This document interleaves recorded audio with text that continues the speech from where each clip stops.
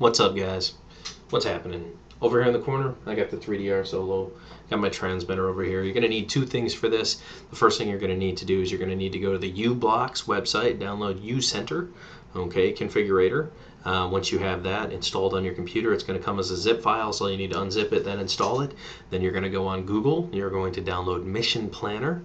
Okay, you can download the latest version of Mission Planner. It won't make a difference. All right.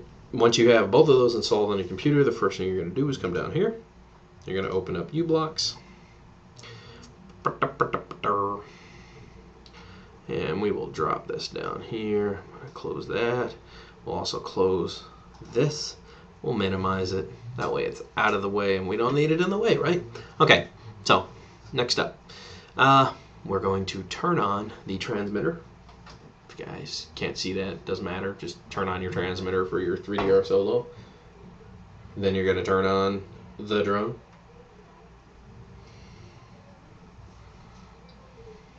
There we go. Now you're going to wait.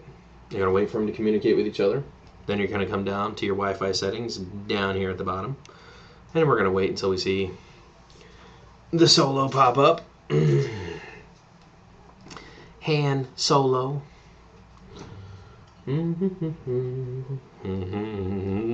Yeah, we're doing this all together at one run, one time only, for everybody, so that you can figure out how to get this set up, because let's just say M Robotics was not very honest about the plug-and-play system. There is definitely stuff that has to be done.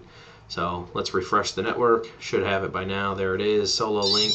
Han Solo. The drone says it is currently ready to fly inside my house. Pretty good. All right, let's click on this. Connecting to Solo link. Han Solo. We're going to let this run its course here. As soon as it says that it is connected, it says it's probably just going to tell you it doesn't have a usable network. Which is fine. Just make sure that you set, if it offers you the option, do not set it as a public network. Make sure to set it as a home network. Just be clear about that, okay? So we gotta wait this little game here while it tries to figure out the identifying link, and yeah. So connection was unsuccessful, even though it was completely successful. So you can see down here it says limited access. If I click on it, it says limited access to Solo link, which is fine. We can still use it. It's still an internet. So let's kick forward here and move beyond this.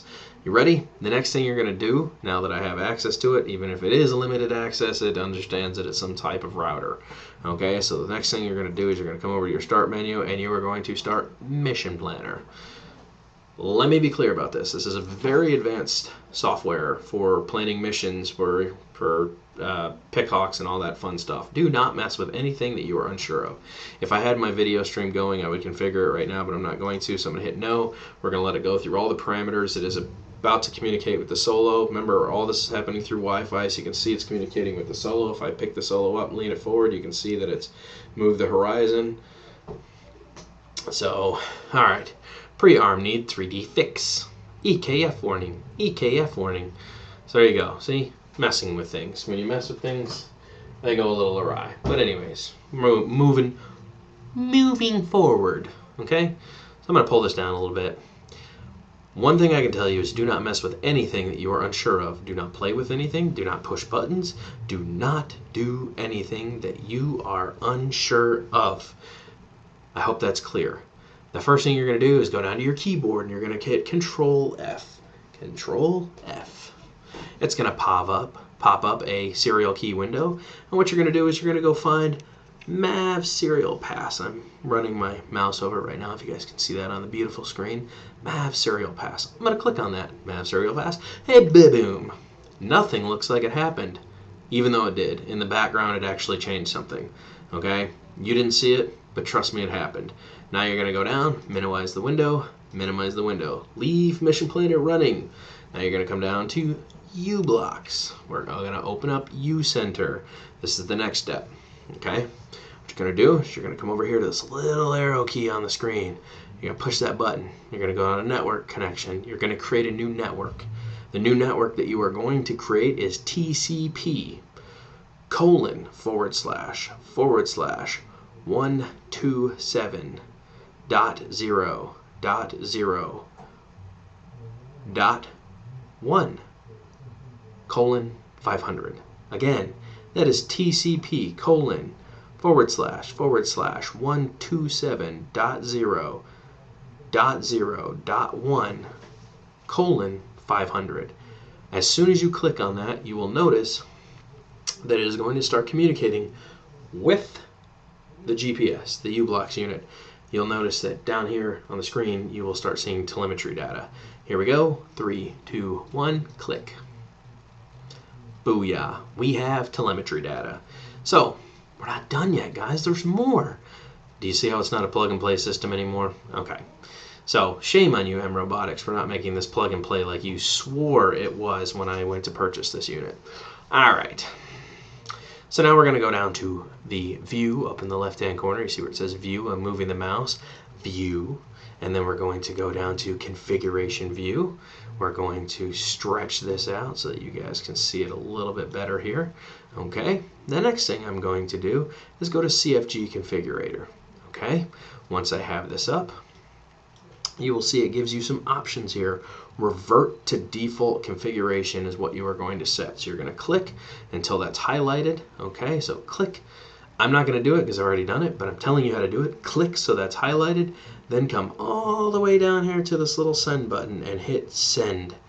Okay, that will tell this GPS to revert back to its default status. Instead of having a whole bunch of satellites running like Beidou, Galileo, GPS, and GLONASS all at the same time, it's only going to cut you back to 2 satellites, which is GLONASS and GPS.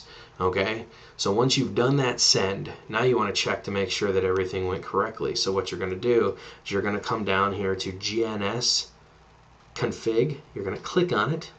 You're going to see that it doesn't show you anything. There you go. If it didn't pop up with the information like it just did, guys, all you would have to do is hit poll right down here, and it would show you exactly what I'm seeing right now. I've already done it, so it already knows what to look for. We've already had this connection. So like I said, after you hit send, you'll go to GNS config. If it doesn't automatically, if all these boxes stay empty, all you have to do is hit poll, and it will show you that this is all done. So let me show you what you're looking for. You want to make sure that this one is unchecked, this one is unchecked, and this one is unchecked. Okay, if you see anything different than what is currently on this screen, you need to redo it. Okay, I'm being serious. If you see anything that doesn't match what I have currently going on here, you need to redo it. All right, guys. So everything should look the same. Should be good to go. Again, I'll leave this down here so you guys can see it for a sec. All right. So now you need to go outside.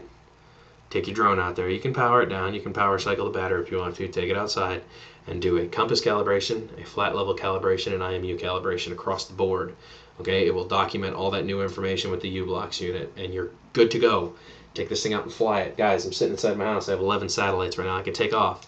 I was sitting here earlier. Obviously, there's not as many satellites out right now. It's kind of cloudy skies, but I've got 11 just sitting on my table here. No issues. I could take off inside my house and have perfect stable lock with no problems.